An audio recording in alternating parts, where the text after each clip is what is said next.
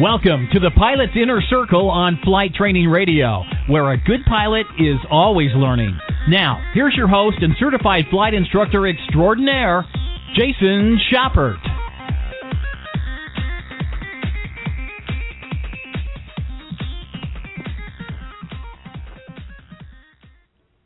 Hey everybody, Jason Schappert here of M0A.com, and welcome to the Pilot's Inner Circle, a part of Flight Training Radio, where just by listening to this podcast, you can earn FAA Wings credit towards renewing your private or instrument pilot certificate. So anyway, some really cool stuff I want to chat with you guys about today. And I have a very special guest on the line to chat with me about that. We're talking about your private pilot check ride, and we're talking about beyond your private pilot check ride as well. What happens to a pilot beyond his or her check ride? So on the call, I have my newest friend, Bob Schwartz. Bob, my friend, how are you doing? Hey, I'm doing real good, Jason. Good to talk to you. Cool, Bob. Good to talk with you again. Bob and I had a chance to, I guess you could call it bond and hang out on the aviation seminar at sea. We had a really good time. Bob was the crazy guy hanging on the airport fence. By the way, that video is going to be coming out soon, Bob. I'm telling you, you're going to be famous. I'm pretty sure of it. All right. I'm looking forward to that. Exactly. So that's in the editing bay, getting ready to come out. So we had a great time on that, great chance to chat with Bob, and chatted a lot about, his check ride.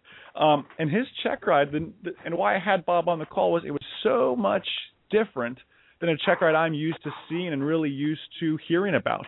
Bob has such a neat flight training background, too, flying out of the Special Flight Rules area around Washington, D.C. So, I mean, busy airspace. You have to be a radio pro.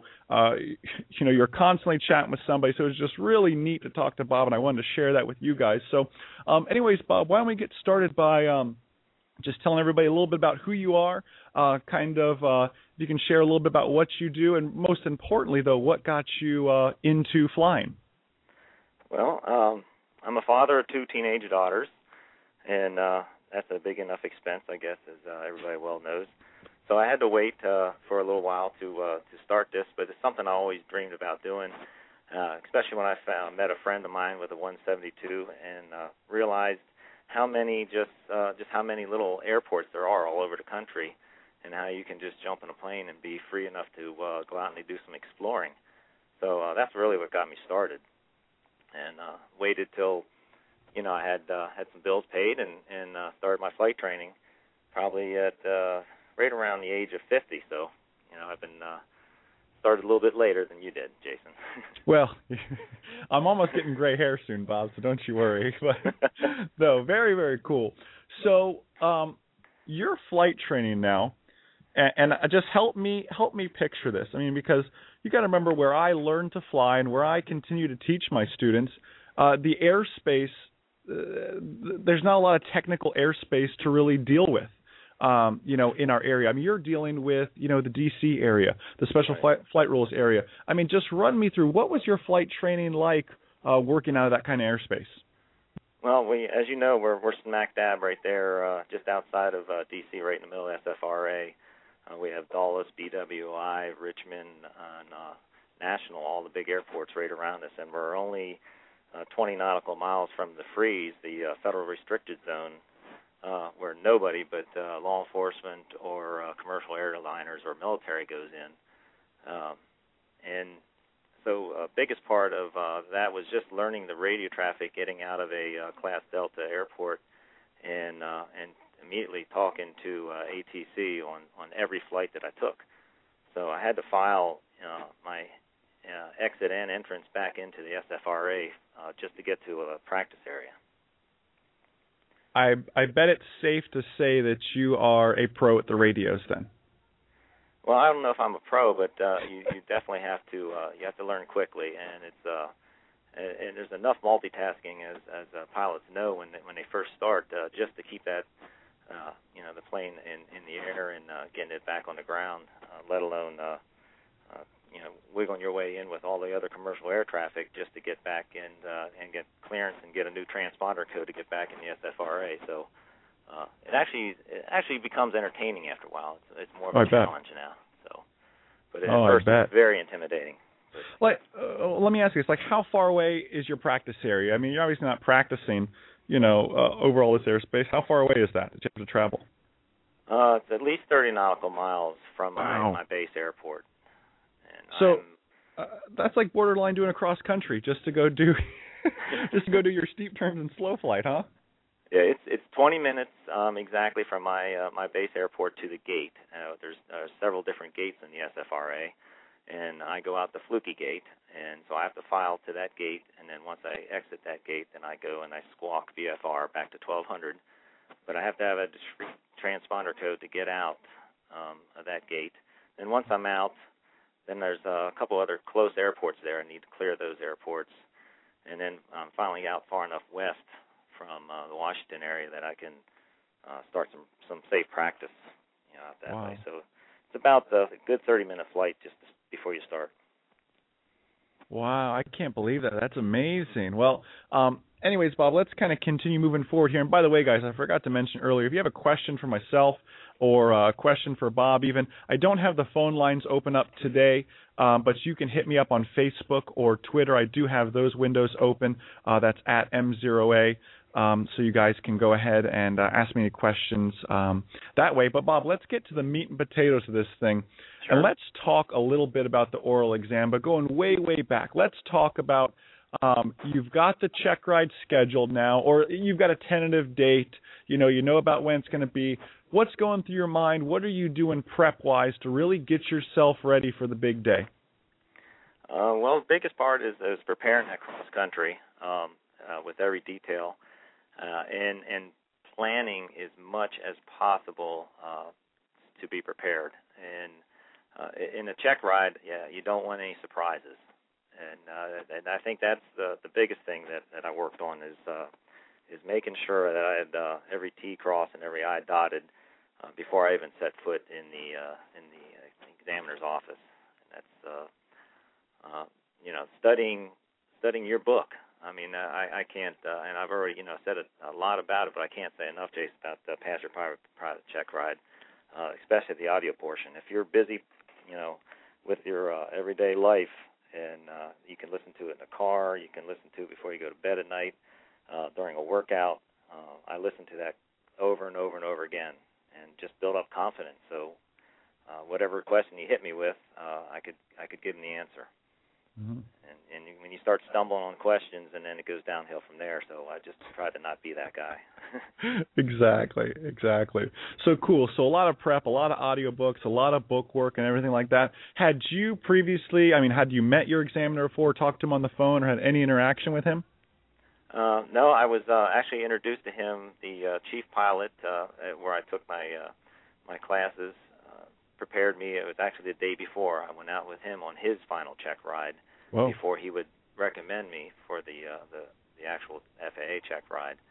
So he just gave me his phone number. I literally talked to him the night before. He gave me a weight and balance test. He told me how much he weighed and which airplane I'd be flying, and have a weight and balance, and tell me how many passengers or how much weight I could take with him. So that was the first thing he asked me when he walked through the door. Wow.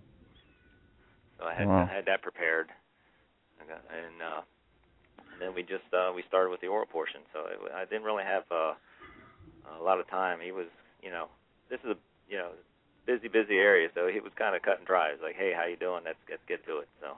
Wow, that's interesting. And the check rides here are a little more laid back and everything, like you said, but you said it very well. Very cut and dry, straight to the point.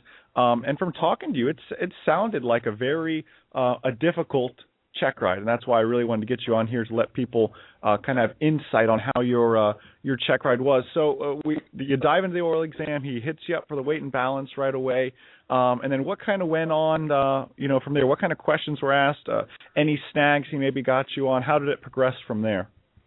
Well, he was very professional. I mean, it was a tough one, but very fair, very professional. But he told me right up front, he said, we reviewed the PTS, and he looked at actually my PTS, looked at what I had highlighted, what notes I had made, and, what he what he liked, what he disliked about some of the things he recommended, in more of a informative matter with that, and it was continued learning, but also as a test.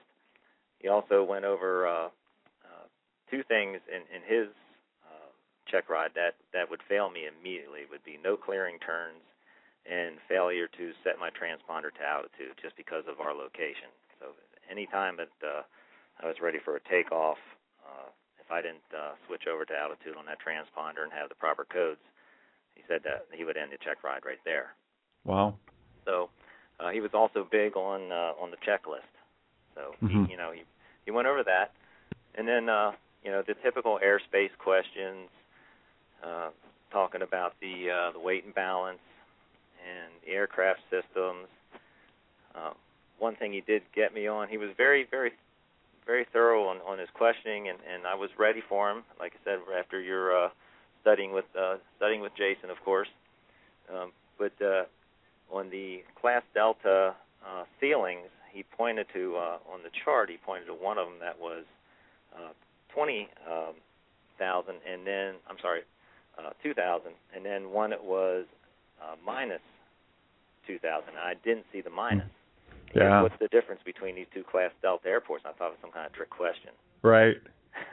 Wow. So I missed one, less than 2,000, and one was 2,000. But literally, that was the only thing he got me on. Wow, interesting. And I want to backtrack a little bit here. I love what you said.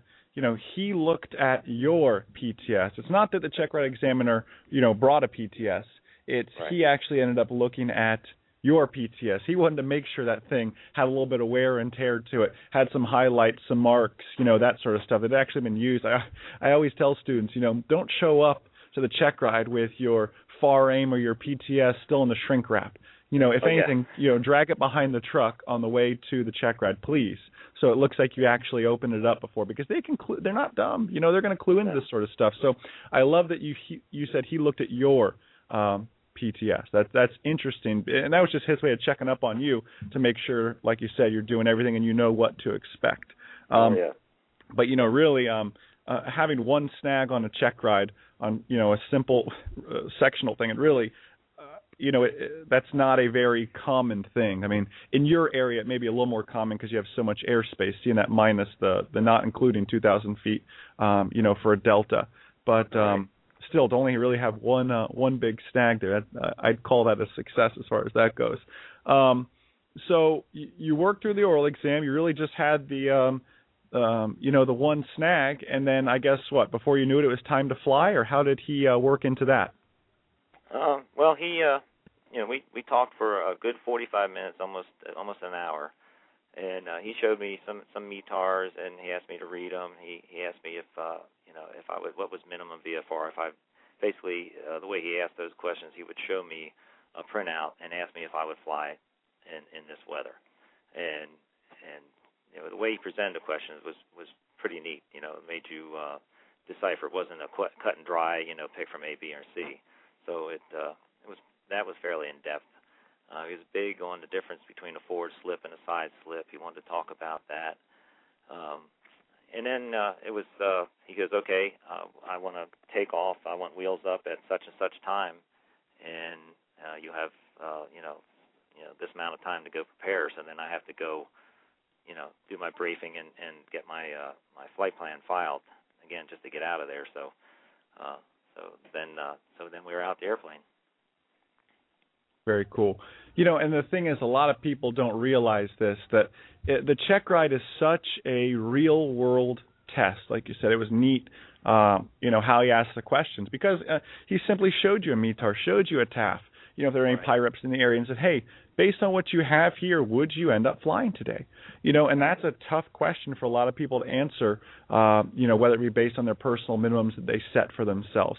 Too many times we're still stuck in that written test mode that's all just A, B, or C, that rote kind of memory stuff that we forget how to apply that real-world flying. So that's neat that he added that to your Checkride, and everybody should expect that on your Checkride.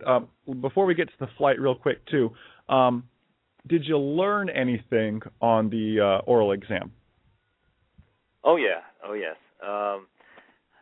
his attention to detail on the sectional. He asked me, I would say, minimum 10, 15 questions just on the sectional itself.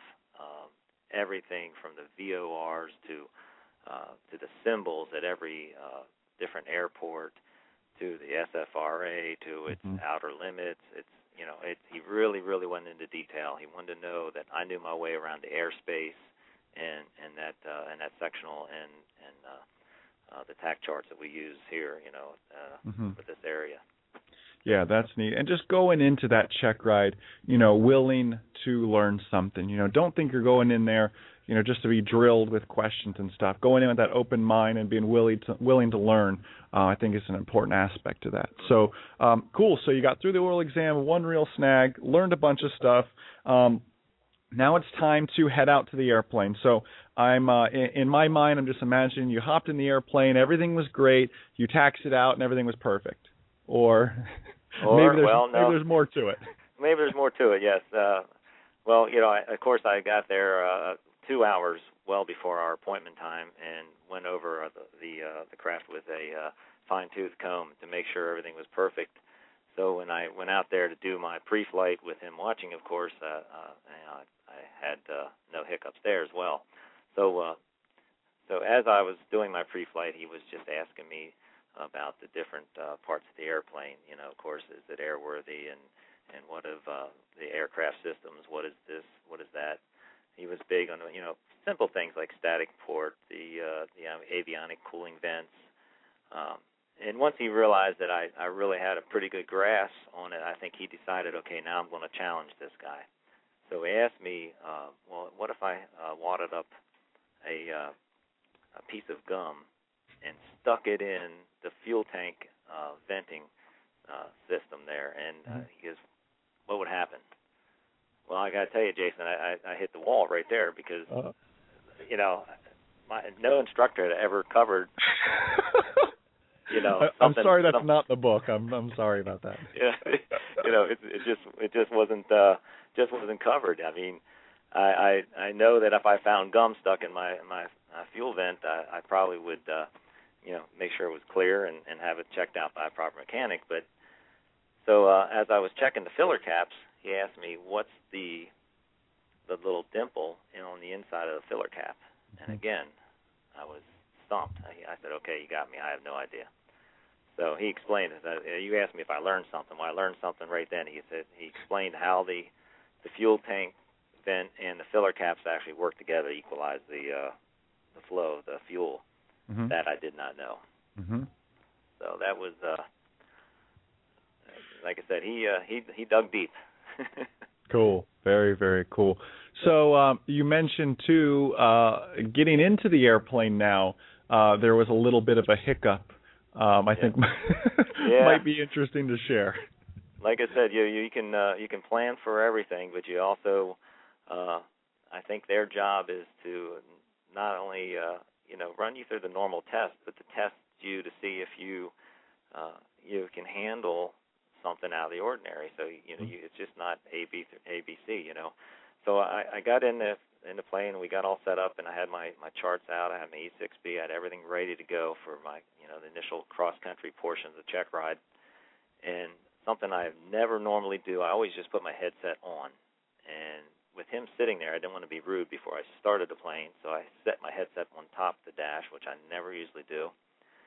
And he's sitting there patiently, and he looks at me and goes, it's funny, we're perpendicular to the runway, and it's a 3416 runway, but your magnetic compass is reading 360. And I just looked up at that, and I went, uh-oh. This thing was fine 2 hours ago. Right. Because can you explain that to me? And I couldn't. I looked at him. I did pre-flight this plane. I literally checked and double-checked, triple-checked everything I could check. And then he started laughing. He goes, move your headset. So I moved my headset. And, of course, the magnetic speakers in the headset had tripped that. And so I was already sweating before I even took off. Oh, yeah.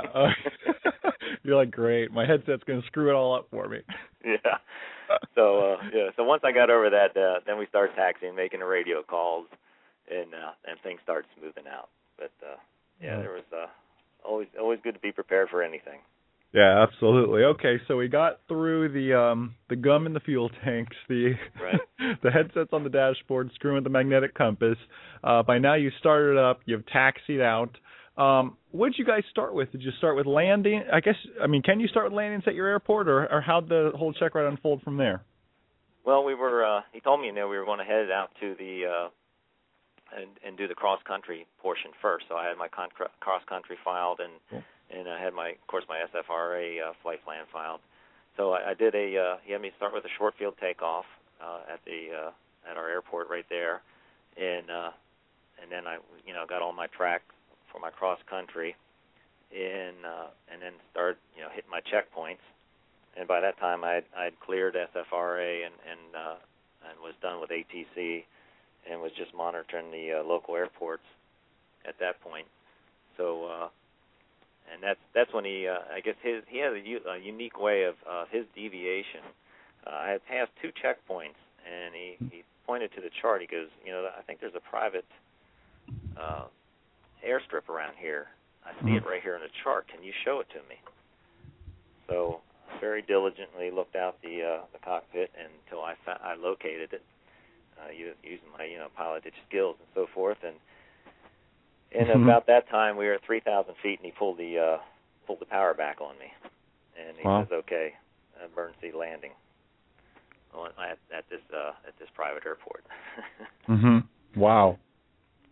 So that was a little different, because all my other instructors probably, I don't know whether this was a good idea or a bad idea, but almost all the engine out or the engine failure drills that they gave me were close to an actual airport that I could land at. It was not a private airport.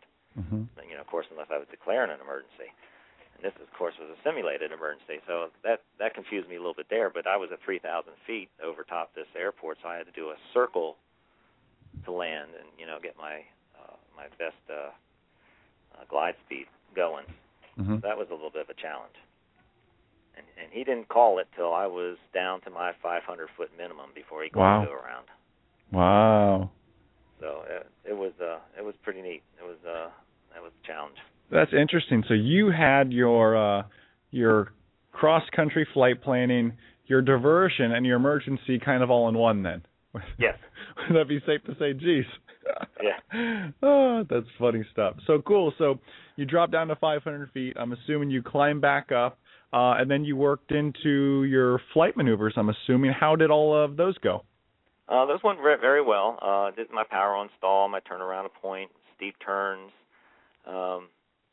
He was then he decided once I did all those, and I can't emphasize this enough, and I'm sure you're very thorough with your students. Go out and have those down. Practice those. Don't be going out for that FAA check ride thinking, well, I'm pretty good at a power on stall, but I'll probably be able to get through it.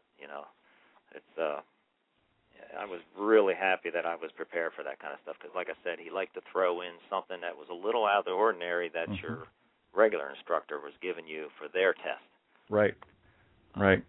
Well, that could be, I don't mean to cut you off, but whether it be a turn or something out of the ordinary, like you said. And think about the situation.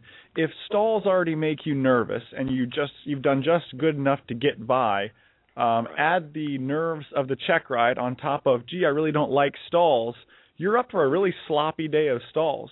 And the thing to remember that entire situation is we practice stalls to practice recoveries, not to practice how to get into a stall. Who in their right mind would practice how to get into a stall? That's silly.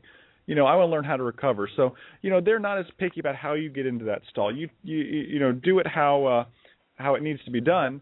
But they care so much about that recovery. So I'm assuming, obviously, all your recoveries were, went well. Did you do any turning stalls or anything like that? No, we didn't do any turning stalls.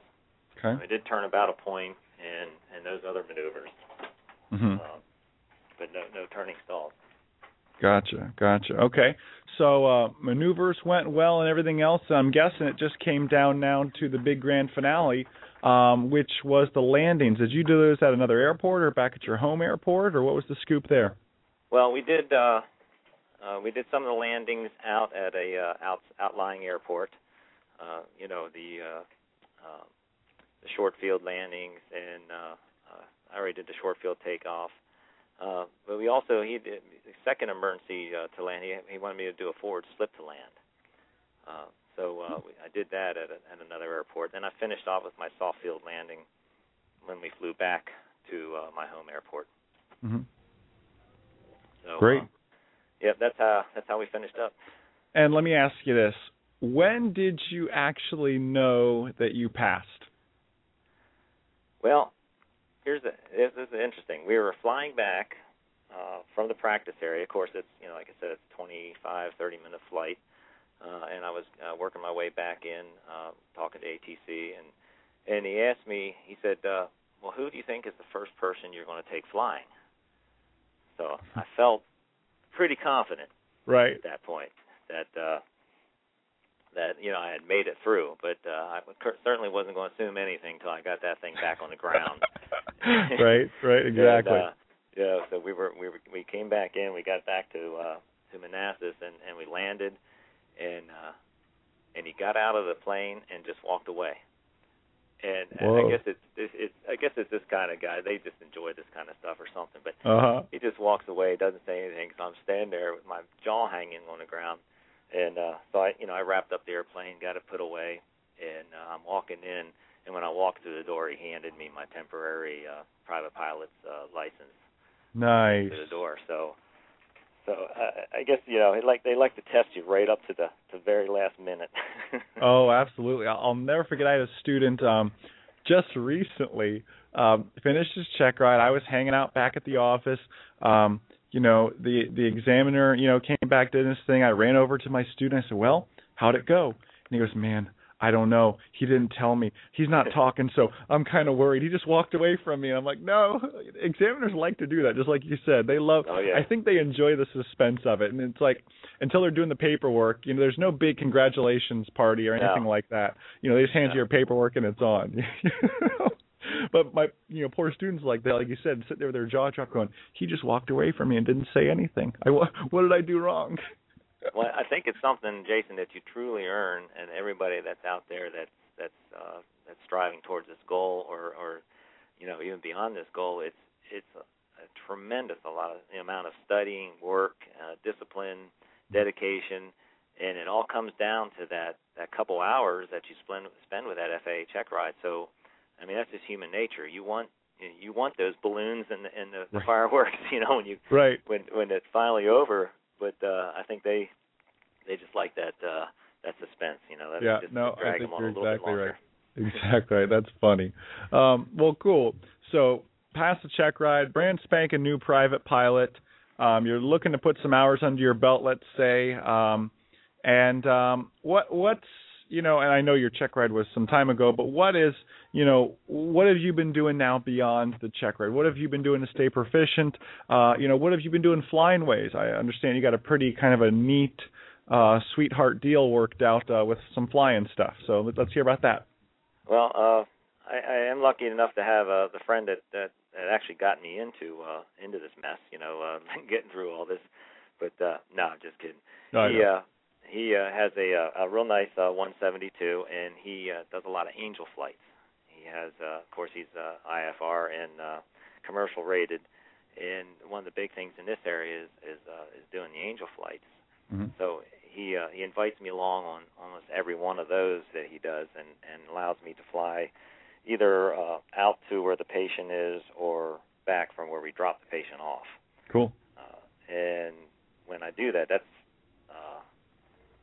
free flying time to me, time that I can, get a little practice out there. Plus, we go on all different weather conditions, so I get a lot of IFR experience with, watching him handle those situations. So that's a great benefit. I absorb every bit of that I can when I get that opportunity, and then he lets me plan the cross country at what airport I'm going to, and my leg of the flight that I'm pilot in command. Mm-hmm. That's awesome. Yeah, and then just besides that, I've been, I spent a good first many months just practicing back out in my practice area, taking the wife up for a couple small, short flights, and I didn't want to rush. I wanted everybody lives for that chance to do those cross countries, to say, hey, listen, I have my private pilot ticket.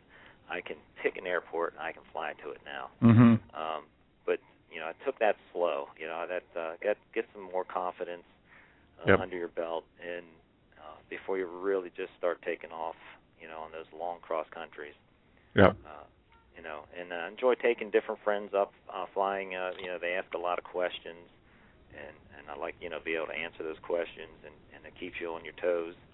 And you get to explain a lot. It's almost like as you do as an instructor, I get to explain it to somebody, and you're learning that way. Right. So that's awesome. Very, very cool stuff. So you got that. You're keeping proficient with everything. Let me ask you this, and what is next for you? You got any hopes on IFR rating, or have you really thought that far ahead? Well, I want to get some more cross countries under my belt, and my daughter is going to college out west from here. It's about a 2.5-hour flight, so I've been shuttling her back and forth a little bit, and just for the practice. And absolutely want to move on to the IFR stage of the game. One of the things I really found out that when I went to my first AOPA summit was that's where it's at. All the IFR pilots there were in a whole different game than the VFR guys are. So that's next. That's for sure. Awesome, man. That's very, very cool. Well, Bob, awesome job, man. Very, very proud of you. I mean, it sounds like, and you got to remember, I see a lot of check rides. I talk to a lot of people about their check rides. Yours has got to be one of the more difficult ones, just from especially the in-depth stuff we've talked about. So just, kudos on that. When you go to do your IFR, although the guy was tough, remember you've got a little bit of clout with him. So it would benefit you essentially, if you're comfortable with that, to end up going back to that gentleman, as you work on that and towards your instrument stuff as far as that goes. I just know that'll help you a ton. So anyways, wrapping it up, one last thing I want to finish with here. You as the shining star of the aviation seminar at sea and M0A.com and everything else you've done, I wondered if you could share a little bit about the cruise, since this week we're going to be starting the 2013 booking. So maybe you can share with everybody a little bit about what we did and what they missed out on and what they shouldn't miss out on in 2013. Well, first of all, if you're listening out there, to sign up now, because it's one of the most beautiful boats in the Royal Caribbean fleet. I can't say enough about that cruise. The locations were perfect, and then how much better can it be to have a seminar at sea, learn something about flying, visit one of the most coolest airports ever, I think. The St. Martin's Beach excursion that we went on was just terrific, and I just can't say enough. It was a great time. It was our first cruise, but combining it the way you did with the wings program, what's not to like? I mean, that's the bottom line. Absolutely, I appreciate it, and I'm sure Bob still has a rash from hanging on the airport fence, feeling that jet blast and that gravel and everything else. I'm telling you, when you see the YouTube video, Bob, you're going to look like a superhero. I promise you that much. Oh, I'll tell you, it was there's a bunch of things that you YouTube, and most of them were YouTube and Jason's best moves in the air. Right. But, when I found out I was going on that cruise, of course, I YouTubed the St. Martin's Airport, and everybody has their little thing that they want to do, and that was one of them.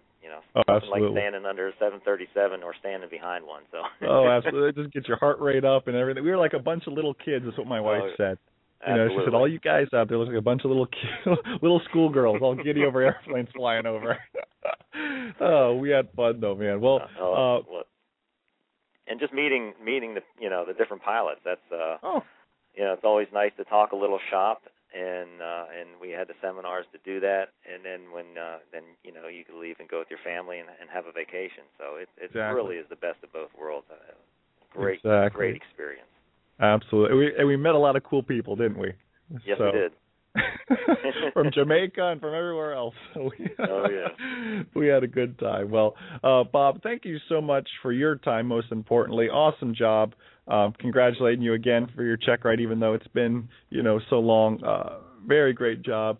We're definitely going to stay in touch. Hopefully, we'll see you on next year's cruise, or hopefully I'll see you before then. Make a trip up that way, maybe doing some speaking and some other stuff. So I'll keep you posted on that. But great job, Bob. Thank you so much for your time, and I really appreciate it. Okay. Yes, thank you, Jason, for all you do for us pilots out there, and just excellent work. Cool, Bob. I appreciate it. You have a great day, my friend. Okay. Oh yeah. All right. You too. Take care. All right. See ya. Bye-bye. Cool. What a neat guy Bob is. So anyways, guys, a little bit of a different type of show today. Again, sorry I didn't have the phone lines open for you. I don't even know if we have time to jump to a commercial break. We're kind of running a little bit long here anyways. So I'll tell you what I'll do. I'll sign off this one, and we'll sign back on a little bit later to do our members-only portion. Again, the members-only portion is part of the Pilots Inner Circle. You can go to pilotsinnercircle.com to learn more about that, to become a member.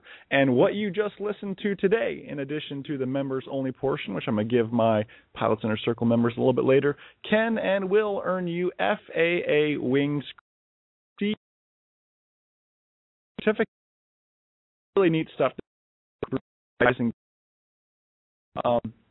Just a great Inner Circle internet community to be a part of. So that's pilotsinnercircle.com to learn more. Again, I'll be posting the dates for the 2013 Aviation Seminar at Sea. I want to say mid this week. Let's shoot for like Wednesday or Thursday. Have that video up, and we'll start taking signups. You're going to want to get signed up early to get the best rates, the best deals. Guys, it's an incredible trip, an incredible vacation. You will not want to miss out on it. 2013 is going to be even bigger, even better.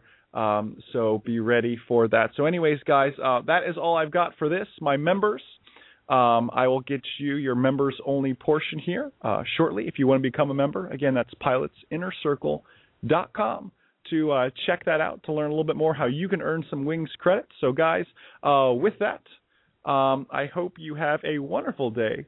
Thank you so much for all you guys do, being such a blessing to myself, my beautiful wife, and our wonderful business. You guys are the reason we get up and do what we do each and every day. Anything I can do for you, please let me know. Don't hesitate to reach out via email, Facebook, Twitter, whatever it takes. So, guys, with that, have a wonderful day, and most importantly, remember that a good pilot is always learning. Have a great day, guys. See ya.